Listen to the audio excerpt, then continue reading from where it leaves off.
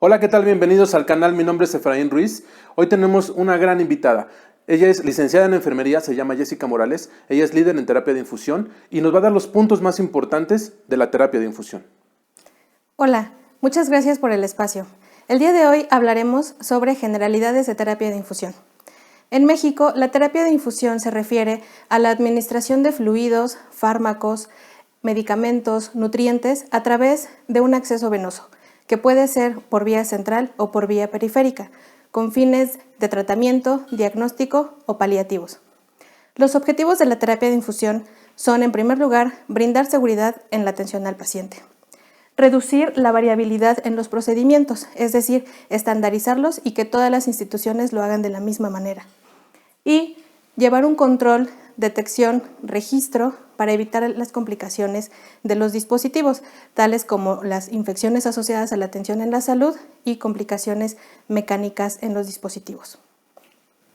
El marco normativo en México, en primer lugar, está dado por la norma 022 SSA 3-2012, que instituye las condiciones para la terapia de infusión en los Estados Unidos mexicanos. Esta norma actualmente se encuentra en revisión.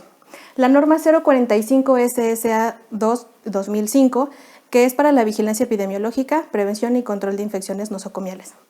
La Secretaría de Salud también es una institución que nos rige, la Comisión Permanente de Enfermería, y tomando referencias internacionales, la INS, que es la Sociedad de Enfermeras en Terapia de Infusión, el CDC, WOCOVA, AVA y Gavesel, que es un grupo italiano. La responsabilidad del manejo de los accesos vasculares en México es una responsabilidad compartida, es decir, todo personal que esté en contacto con un dispositivo de acceso venoso tiene la obligación de saber cuál es su correcto manejo, es decir, personal médico, personal de enfermería, técnicos en laboratorio, especialistas en hemodiálisis, todo aquel que tenga acceso a estos dispositivos tiene que saber el manejo.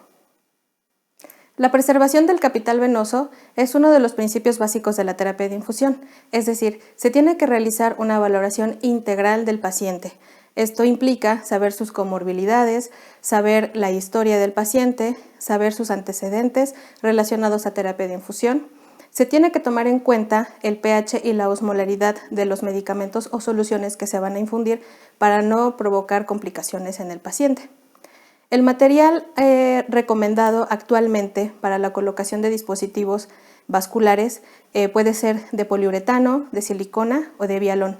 Este último es el más recomendado actualmente, pues tiene una menor adherencia de biofilm y de trauma a la capa íntima de la vena. Los dispositivos de acceso vascular se clasifican de acuerdo al sitio de inserción. También puede ser por temporalidad y dependiendo del fin que vaya a tener la terapia de infusión. Pero básicamente se clasifican en dispositivos periféricos y en dispositivos centrales. Los dispositivos periféricos, la INS los clasifica en tres tipos, que son los dispositivos cortos, que son los más utilizados en el paciente, principalmente por el personal de enfermería, dispositivos periféricos largos y el catéter de línea media, que puede ser midline o mini midline, el cual se aloja en línea media axilar. Es un dispositivo periférico, pero que nos sirve para infundir soluciones irritantes o para tratamientos que van a durar más de 7 días.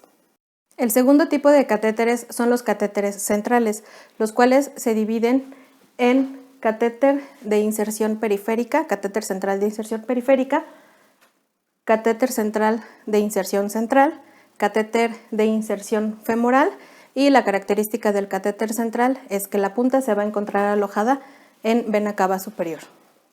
El catéter de inserción central puede ser clavicular o yugular. El catéter PICC lo utilizamos para terapias mayores a 4 semanas o para soluciones vesicantes. El tipo de dispositivo de acceso vascular que va a requerir el paciente lo podemos definir de acuerdo a los algoritmos de terapia de infusión. El Manual Estandarizado de Terapia de Infusión que emitió la Comisión Permanente de Enfermería en 2018 cuenta con un algoritmo muy similar al que utiliza Gavesel, que es un grupo de expertos en accesos vasculares a largo plazo. Básicamente, para poder definir el tipo de catéter que va a requerir el paciente, debemos de tener en cuenta la estancia de ese catéter y para qué lo queremos ocupar. Puede ser, si el paciente tiene suficiente acceso venoso, podemos utilizar un acceso periférico. Si va a ser menor a 48 horas, utilizaremos los periféricos cortos, los estándar, los más convencionales, o puede ser mini midline. Si el tiempo de estancia va a ser de 2 a 7 días, ocuparemos periféricos largos y mini midline, también está indicado.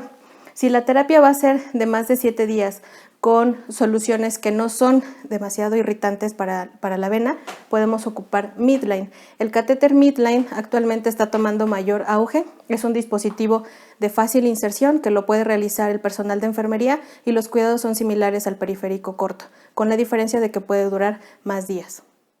El algoritmo para la valoración del paciente que requiere terapia de infusión lo podemos encontrar en el manual estandarizado que emitió la Comisión Permanente de Enfermería en el 2018. Este manual está disponible para descargarlo para todo aquel que esté interesado en consultarlo y nos marca lo siguiente. Tenemos que hacer una valoración del paciente. De primera instancia ya sabemos que va a requerir de un dispositivo de acceso vascular. ¿Qué debemos de tomar en cuenta? Después de la valoración, la composición del pH de los medicamentos que se vayan a administrar, soluciones, la composición de la osmolaridad. Una osmolaridad normal oscila entre 270 a 285 miliosmoles y a partir de eso tomamos en cuenta el tipo de dispositivo que se va a ocupar, que ya anteriormente vimos que pueden ser periféricos o centrales. Para la composición, tomando en cuenta el pH, tenemos que si es un pH igual a 4, podemos utilizar un catéter venoso periférico corto, un estándar. Si la composición del pH es entre 5 a 9, ocuparemos catéter venoso de línea media o catéter PICC. Y si el pH es mayor a 9, forzosamente tiene que ser un catéter central. Puede ser un PICC o un SICC, insertado periféricamente o de inserción central. Tomando en cuenta la osmolaridad, si es una osmolaridad menor a 600 miliosmoles, podemos ocupar un periférico de cualquiera de los que ya hemos hablado. O si la osmolaridad es mayor a 600, forzosamente tiene que ser un catéter central, que puede ser PICC o SICC. Todos los dispositivos invasivos que requerirá el paciente durante su hospitalización los podemos clasificar en 3 momentos de observación, que son en la instalación, en el mantenimiento y el retiro. El dispositivo de acceso vascular no es la excepción. Sin duda, el momento más crítico de la instalación de un dispositivo de acceso vascular será la instalación. Sin embargo, eso no quiere decir que el mantenimiento y el retiro no sean importantes. Y a continuación los vamos a desglosar. Para el manejo de los dispositivos invasivos, tenemos recomendaciones internacionales que se han hecho desde hace muchos años.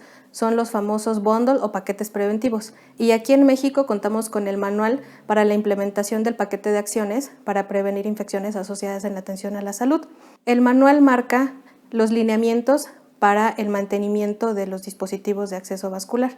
Lo pueden consultar o descargar igual desde internet. Algunos aspectos importantes a resaltar en la fase de instalación de los dispositivos de acceso vascular son los siguientes. Como primer lugar, el apego a los paquetes preventivos. Si bien la Secretaría de Salud ya emitió los lineamientos y recomendaciones en estos dispositivos, cada institución los puede adaptar o modificar de acuerdo a sus necesidades. El paquete preventivo para la instalación de catéter venoso central específicamente marca los siguientes puntos. Estricta higiene de manos con agua y jabón antes de la instalación del dispositivo. Recordar que el uso de guantes no sustituye jamás la técnica. El uso adecuado de los antisépticos. El antiséptico más recomendado actualmente es la clorhexidina en combinación con alcohol al 70%. Sin embargo, repito, depende de los insumos de cada institución. Puede ser soluciones yodadas, simples o combinadas con alcohol. Para la preparación de la piel, pues se recomienda, si hay presencia de vello, no rasurar, de preferencia recortar a ras de piel con cortadoras eléctricas o con tijeras. Para la oclusión o cubrir el sitio de inserción, se recomienda que todo lo que esté en contacto con el sitio de inserción esté completamente estéril. El uso de barrera máxima. En este punto, la barrera máxima quiere decir el código de vestimenta que tiene que utilizar el médico o el personal de salud, que incluye gorro, cubrebocas, bata estéril, guantes y colocación de campos estériles. Y otro punto importante es la relación vena-catéter. Este punto es específicamente para dispositivos periféricos. ¿A qué me refiero con la relación vena-catéter? A no ocluir en su totalidad con el catéter corto la luz de la vena. Es decir, no porque coloquemos un catéter o un gauge 18, 16 o incluso más grande, quiere decir que va a ser lo mejor para el paciente, puesto que tenemos que permitir la hemodilución para que no haya complicaciones. Normalmente se recomienda que el catéter instalado sea un gauge número 20, número 22 en terapias convencionales. Claro, si la condición del paciente es una situación de urgencia, pues el dispositivo tendrá que ser mayor. El uso de la tecnología está ampliamente recomendado, específicamente el uso del ultrasonido para la instalación de catéteres, tanto centrales como periféricos, también como sistemas de navegación para poder localizar exactamente la punta del catéter, hablando de los dispositivos centrales. Las zonas de inserción. También es muy importante, dentro de la valoración que se le hace al paciente, saber cuáles son las zonas de dominancia, por ejemplo, si el paciente es diestro, si es zurdo, evitar zonas de flexión que nos compliquen el mantenimiento del dispositivo. Y el estándar de oro, las recomendaciones tanto nacionales como internacionales nos hablan de que no se multipuncione al paciente. Lo recomendado son 2 punciones al paciente. En caso de que la instalación no pueda ser exitosa, se recomienda solicitar la colaboración de un colega y que no sean más de 3 punciones. Cabe mencionar que en la zona de inserción para los catéteres centrales se recomienda principalmente preferir la zona clavicular, después la zona yugular y al final la zona femoral. La zona yugular podría ser de primera instancia una zona buena, claro que depende de las condiciones del paciente. Sin embargo, durante la fase de mantenimiento, que normalmente corre a cargo del personal de enfermería, se dificulta un poco para mantener esos accesos yugulares en óptimas condiciones. La fase de mantenimiento normalmente corre a cargo del personal de enfermería y personal asistencial. Aquí vamos a destacar algunos puntos, los más importantes. Estricta higiene de manos antes del contacto con el dispositivo de acceso vascular, ya sea para la administración de medicamentos o cuidados que requiera el dispositivo. El aseguramiento y la estabilización va a depender de la zona de inserción, el material del que se disponga. Sin embargo, se recomienda utilizar apósitos transparentes que sean específicos para dispositivos de acceso vascular para que se pueda mantener el mayor tiempo posible. La limpieza o la curación. Si estamos hablando de catéteres centrales, la limpieza debe de realizarse una vez instalado el catéter central a las 24 horas. Posteriormente se realizará cada 7 días, como lo marca la norma 022. En caso de que el catéter tenga colocada una gasa, el cambio de la gasa será cuando sea necesario, es decir, si está empapada de sangre, húmeda, hay que retirarla. O si no sucede esto, el cambio de la gasa será cada 48 horas hasta que el dispositivo, el sitio de inserción ya no presente sangrado y ya no requiera de la gasa. La permeabilidad y el lavado de la vía se tiene que hacer específicamente, como ya se ha mencionado en clases anteriores, con jeringas de capacidad de 10 mililitros o 20 para evitar un exceso de presión y que pueda haber fuga del sitio de inserción, ruptura del catéter o incluso que algún fragmento del catéter viaje por el torrente sanguíneo. La técnica adecuada para lavar la vía y mantenerla permeable puede ser la técnica de flusheo y se recomienda actualmente utilizar solución salina antes que la heparina. La heparina actualmente está recomendada únicamente para catéteres de larga estancia, como son los catéteres para hemodiálisis, que esos pues sí requieren de cierta heparinización, y recordar utilizar la fórmula universal de heparinización, que es de 1:1.